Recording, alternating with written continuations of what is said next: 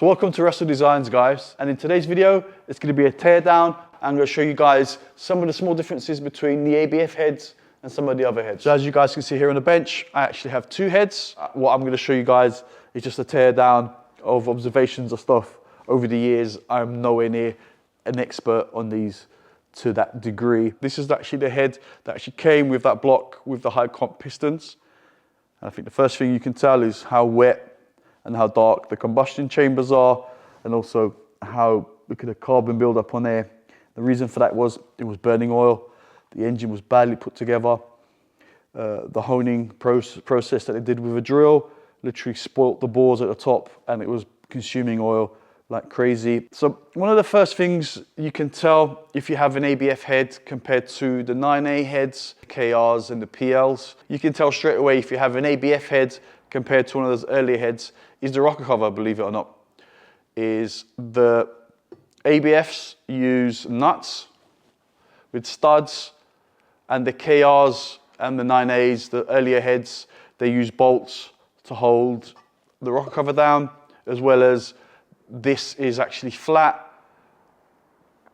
where the bolt goes through, it isn't this kind of recessed here on the rocker cover. So that's the first sign you can tell if it's an ABF head or an early head. Next thing, with the timing belt cover off, is the actual tensioner stud that's in the head as well. It's an M8, but on the earlier heads, the KRs and 9As, it's an M10. It takes a different style of tensioner. This is like a little pre-sprung tensioner on the ABFs, so it is a little bit better. Okay, what else is different is, I think the flanges are here all the same. This water flange as well is different. ABF ones are this way round. The KR ones, basically a mirror image, it goes that side. And the very, very early ones had this flange in actually in aluminium. They're really quite rare. But I think there's a few companies now that are actually making this one, as well as the front one in cast alloy, which potentially is going to happen to this engine because these do go wrong a lot. So I'm going to get some cast ones.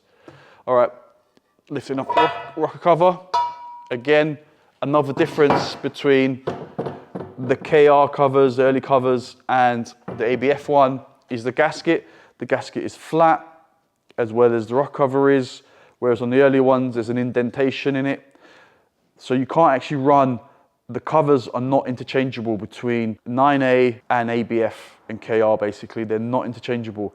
The ABF ones only fit on the ABF head. You can't fit a KR or a 9A rocker cover gasket on the ABF heads, and vice versa. They're just not interchangeable. The gaskets are also not interchangeable. Exhaust cam pulley drives the inlet cam through a chain at the back of the head.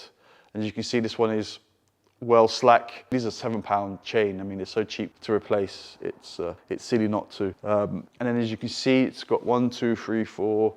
It's got over 10 caps holding the cams in. A bit excessive, some would say. Yeah, another thing to notice on the heads as well between the KR and ABF is you've only got these two fixed holes for the distributor. On the KRs, there's actually another hole that kind of goes that way around as well. So it has two settings, I think, so you can actually, if you need to dial in the distributor a bit more for some reason, you can. Right, so let's start with this tear down. First thing we're gonna do is I'm gonna show you guys the little timing marks that are on here. As you can see, what I tend to do is when I do the chain, I always tend to mark the cams. This head has already been partly stripped down. It doesn't have the hydraulics in it because the cams are moving freely. And you always need to be careful with these when you're removing these. There's a sequence to removing them, because otherwise you will actually maybe pinch a cam and you can crack the cam because they're quite brittle.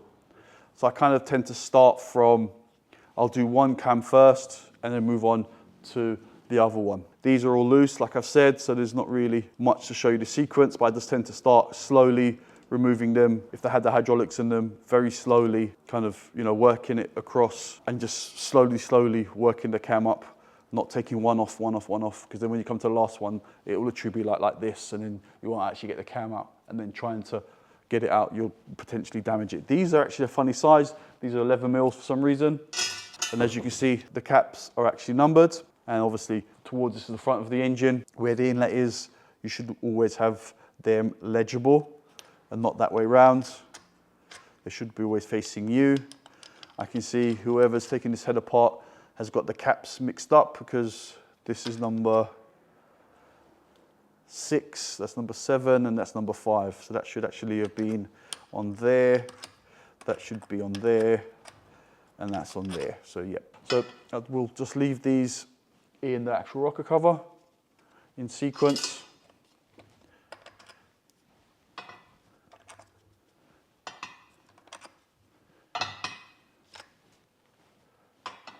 And there's also, don't try and take off one cam with the chain still in place. It's impossible, they won't come off. You have to do them, lift them up both at the same time.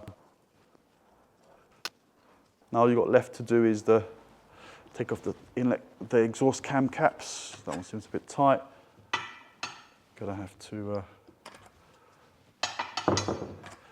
gently prise that one out. This one should come off quite easily. Let me see if I can. Yep, there you go. No issue. So like I said, you've got to take these cams out together, and that's how they come out, like so. And also there's a difference in the cams as well. The ABF cams, now there's a misconception about cams with ABF and KR cams.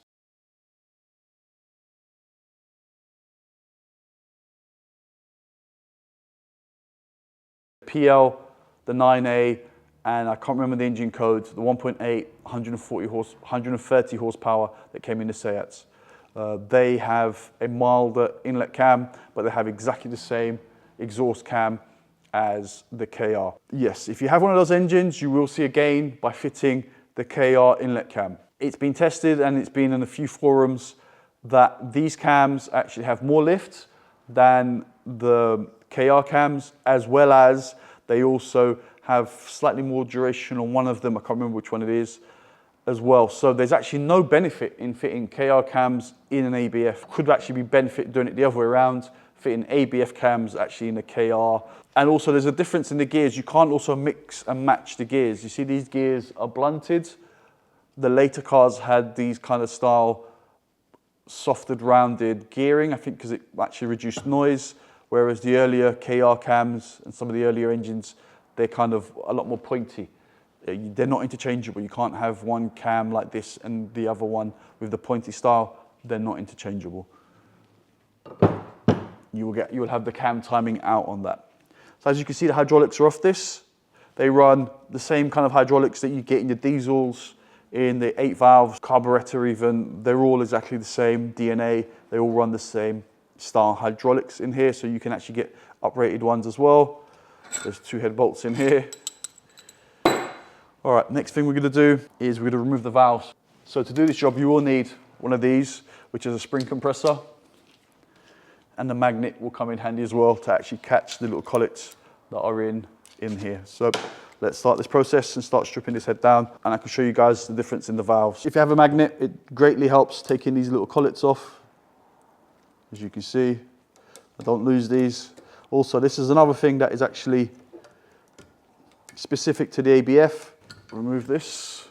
So take out the cap. And the 16 valve also has double springs, unlike some of the 8 valves. So let me drop out this inlet valve. So this is an inlet valve for an ABF. And the stem, if I'm not mistaken, is a 7mm stem compared to the earlier engines, which have an 8mm stem. And I'll show you them side by side. So here you go. Here is the difference. This is a KR one. This is an ABF one. You've got a single collet there compared to the double notched ABF ones. So they're exactly the same, KR to ABF. So you can see the back of these valves on the ABF are actually a lot smoother compared to what comes on the KR. Yep, I think it might be easier if I show you this way. You guys may be able to see that it's a lot more tapered and smoothed on the ABF inlet valve compared to a standard KR valve, which is quite rough, and it's almost like a 90-degree almost. There's not very much slope on there. As well as the weight, there's a noticeable weight difference in obviously the smaller stem being 7 compared to 8, and also the meat at the back of the valve compared to this. So the inlet valves look like they flow a lot better and lighter than a standard KR. So again, you can see why the ABF head is a nice improvement to put if you actually have an earlier engine. It's the benefit of having an ABF. So I've moved over now to the exhaust valves, and unfortunately I don't have an exhaust valve to show you. I mean, wow, I'm going to show you the play in this, which is very common on a lot of VW engines, is the valve guide wear on the exhaust side, but I'll show you this in a minute. So the exhaust valve, actually, believe it or not, on the ABF is actually, I think, a mil smaller than what they come in the KR. So people tend to think bigger valves are always better for flow, and that can be the case. In this case though, because the combustion chamber is on the exhaust side, is actually shrouded, which I'll show you in a minute, the smaller valve actually has better flow because it's less shrouded through the shape of the combustion chamber. So I think they obviously saw an improvement in flow and emissions by having the slightly smaller valve. But now I'm going to turn the head over so you guys can actually see the amount of play that these 16 valves, as well as a lot of VW, seem to have on the exhaust side of the valve guide wear.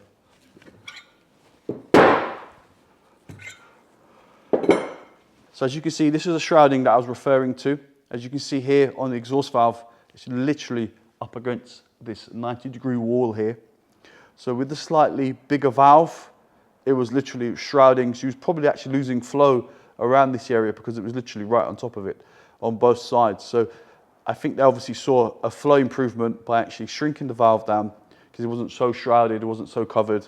So you got better flow going, surprisingly, through a slightly smaller valve. Now let me put this valve back in so you can see the wear that these 16 valves have on the guide. What I'll do is to show you, I'll put an inlet one in, and you can see the movement from side to side is very minimal. So that's pretty cool. Let's look at the exhaust side. Okay, so look at that movement there. Can you see that, guys? That is a lot of movement. And what that causes, well, you get wear on the valve seats, as well as noisy. And when your 16 valve gets to about 100,000 miles plus, the valve guides are definitely shot. Sometimes the hydraulics are noisy, but it's to do with these valve guides. They're literally just shot to pieces. This will also cause the valve seal guides to go and start burning oil as well, but you can see the amount of movement there. That's crazy.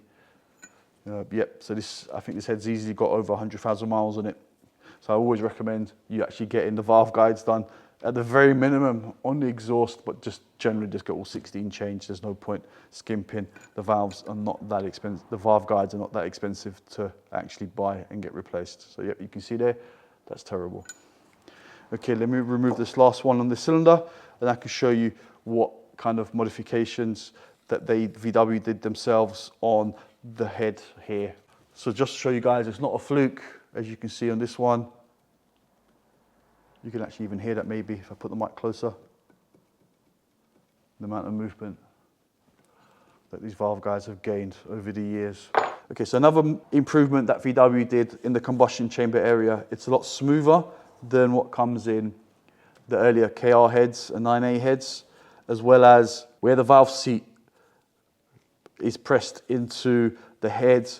It's the transition between the end of the valve port and the valve seat is almost seamless. It's a lot smoother. So again, that improves flow and emissions. So that's mainly why they've done that already on here. Okay, so the little tricks and bits that I do to these heads, by no way am I, the ultimate guide on these. There's people that do this for a living, that know heads and performance of flow rates much better than I could ever know. It's just stuff that I've seen over the years on performance heads. So I'm just copying what I've seen done on other performance heads. And some of the stuff that they do is, like I said, is always on the earlier heads, is smooth the transition between the end of the port and the valve seat is very important. You can also do the same on the exhaust. Also, the way the valve sits in, as you can see, it sits on this ABF head isn't too bad. On the earlier heads, it can actually sit a little bit deeper and is a bit more shrouded. So what you do very carefully is take away some of the material around this edge here of the valve, because then at smaller openings, it's already got more flow around the valve. So you're promoting more flow from an earlier, smaller valve lift. So that's always a benefit, basically. Again, there's this little wall here on the ABF. It's actually nicely blended between them.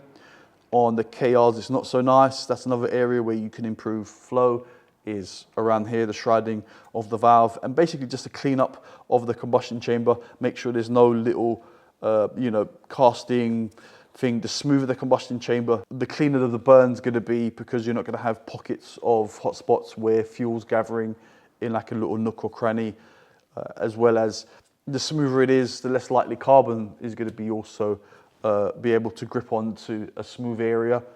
So again, if you get a lot of buildup of carbon, you'll get hot spots where that carbon is, and you get into debt, which is always going to limit then your spark that you can put in to the performance of like an NA engine or even a boosted engine. So it's not, the smoother the combustion chamber it is, the better it's going to be. So now the ports on the ABF are quite decent. There's always a casting kind of line along here. You can also kind of get rid of that, which I would recommend. But this again on the ABFs, the ports are actually quite nice. You can always improve them, of course. It's also beneficial to knife edge this partition here. I've seen that done on a lot of heads. I'm no expert. I don't know if it does actually improve. There's always going to be a difference of opinions from what I've seen done. They kind of knife edge this, and it would make sense why it would cause less turbulence, but maybe turbulence is also good. I haven't seen the flow charts, the flow tests to prove it myself, but that's what I've seen. A lot of people also do this golf ball dimple thing. Again, I can see the reasoning behind the golf ball dimpling. A golf ball has a dimple, so it travels through the air quicker, but I suppose a golf ball rotates as it's going through the air, whereas this isn't rotating, this is fixed and the air's going past it, whereas a golf ball is rotating as it's going through the air. So maybe that's why the dimples on the golf ball helps, but it also, I suppose some people have seen benefits with dimpling ports as well on the inlet on cylinder heads. But I'm, again, like I said, no expert on that. It's just my opinion. It could work very much as well as it couldn't work. So again, the inlet port here is clean up the casting is what I'm going to be doing. Reducing this down, not so much of a knife edge, but definitely making it a bit more kind of the transition a bit nicer, as well as you can see where the port, where the injector goes here, there's quite a big step right there. I'm going to smooth that off as well, this little step here. And then let's flip it around and show you guys the exhaust side. I don't know how much you're going to see. It's unfortunately because it's all dark, you're not going to see too much in here. It's not beneficial really to port match this, because if you port match this to the manifolds, you could get some reversion. The step actually here stops the pulsing going back into the combustion chamber. So yeah, I would always leave a little lip. You can increase the diameter of this slightly. On the exhaust ports, they are very small, as well as there is, maybe you might be able to tell, a little bit of a ridge here, right there. And I tend to kind of remove that and but basically just clean up and polish this to as high as a polish finish as you can get it. Again, the reason for that, increased flow because there's less resistance against the walls, but also there's nowhere for the carbon to actually grip on. If the carbon's got a rough surface, it will grip onto that rough surface and start to build up. And surprisingly, a layer of carbon all the way along this port has actually shrunken the port surface area by quite a bit. So having it smoothed, less likely for carbon to grip onto it, and also within that case will also increase flow, get less friction between the air and the side of the cylinder head. The flanges are all the same, doesn't matter if they're KR or 9A or ABF, all the inlet ports, side spacing, and all the inlet port spacing are exactly the same, so you can use the manifolds. Manifolds, exhaust and inlet are all interchangeable. You can use any which way you want to use. You can even use ones off the Ace, which is the north-south engine that comes, I think, in the Audi 80 coupes and stuff. So yep, like, subscribe, comment, ding-a-ling-a-ling, click on that notification bell, and be safe, guys.